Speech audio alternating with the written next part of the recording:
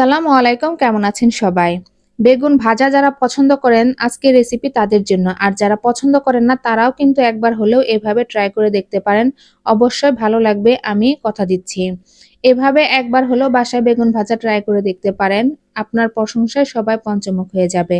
তো আমার ভিডিওটি যদি ভালো লেগে থাকে অবশ্যই লাইক এবং কমেন্ট করে দিবেন।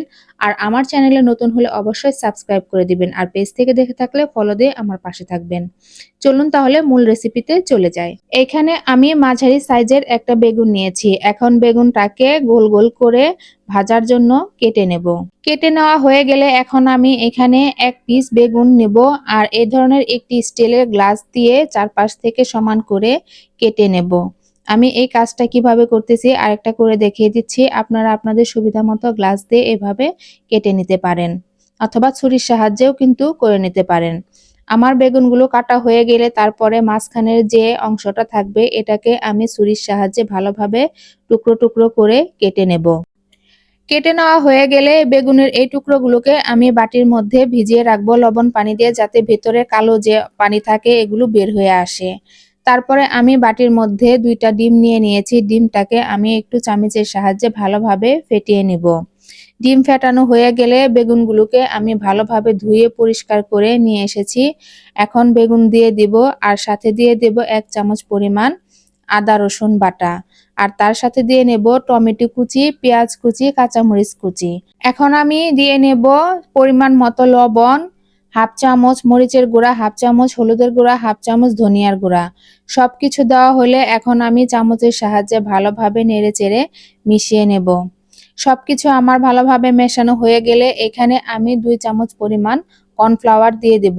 কর্নফ্লাওয়ারটা দিয়েও ভালোভাবে মিশিয়ে নেব। এতে করে বাইন্ডিং ভালো হবে আর ভাজার পরে এটা মুচমুচে হবে। তারপরে আমি এখানে দিয়ে নেব ধনিয়া পাতা কুচি। ধনিয়া পাতাটা আমার ফ্রোজেন করা ছিল, এজন্য এরকম দেখতে লাগছে। সবকিছু এখন ভালোভাবে মিশিয়ে নেব। মিশিয়ে নেওয়া হয়ে গেলে তারপরে আমি চুলায় একটি কড়াই বসিয়ে দিব। কড়াইটা ভালোমতো গরম হয়ে গেলে এখানে আমি পরিমাণ মতো তেল দিয়ে দেব। আর একটা কথা বলে রাখি, বেগুন ভাজার মধ্যে যদি কর্নফ্লাওয়ার দেন তাহলে কিন্তু ভাজার সময় বেগুন যে এক্সট্রা তেল নিয়ে নেয় এটা আর নেবে না। আর ভাজার পরে কিন্তু বেগুন ভাজা থেকে অনেক তেল বের হয়ে আসে। এই কর্নফ্লাওয়ার দিয়ে বেগুন ভাজলে এক্সট্রা তেলও নেয় না, আর ভাজার পরেও তেল ছেড়ে দেয় না। এখন আমি বেগুনের বাহিরের অংশে যে একটা রিং তৈরি করে রেখেছিলাম কেটে, ওইটা তেলের মধ্যে দিয়ে দিব। দেওয়া হয়ে গেলে আমি যে মিশ্রণটা তৈরি করেছি এগুলো চামচের সাহায্যে রিংয়ের ভিতরে ভালোভাবে দিয়ে দেব। তো আমি একসাথে 3টা বেগুন ভেজে নিচ্ছি। প্রথমে একটা দিব, দেওয়ার পরে একটা একটু সরিয়ে দিয়ে আবার আরেকটা দিব, একইভাবে 3টা দিব। দেওয়ার পরে এখন আমি ঢাকনা দিয়ে একটু ঢেকে দেব, যাতে ভেতরের জিনিসগুলো একটু সেদ্ধ হয় আর ভাজাটাও একটু সুন্দর হয়।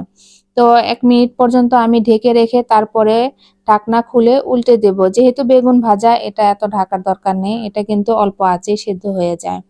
তো একটা পাশ যখন আমার লাল লাল হয়ে যাবে তখন আমি উল্টে দেব। উল্টে আবার ঢাকনা দিয়ে ঢেকে দেব। ঢাকনা দিয়ে ঢেকে দেওয়ার পরে আমি আবার উল্টে পাল্টে 2 পাশই ভালোভাবে ভেজে তারপরে বেগুন ভাজাটা নামিয়ে নেব। তো খুব সহজেই কিন্তু চটজলদি আমি এই বেগুন ভাজা রেসিপিটা আপনাদের সাথে শেয়ার করলাম। আশা করি সবারই অনেক ভালো লেগেছে। ভালো লাগলে অবশ্যই লাইক কমেন্ট করে দিবেন আর আমার সাথেই থাকবেন। ভালো থাকবেন সবাই। আল্লাহ হাফেজ।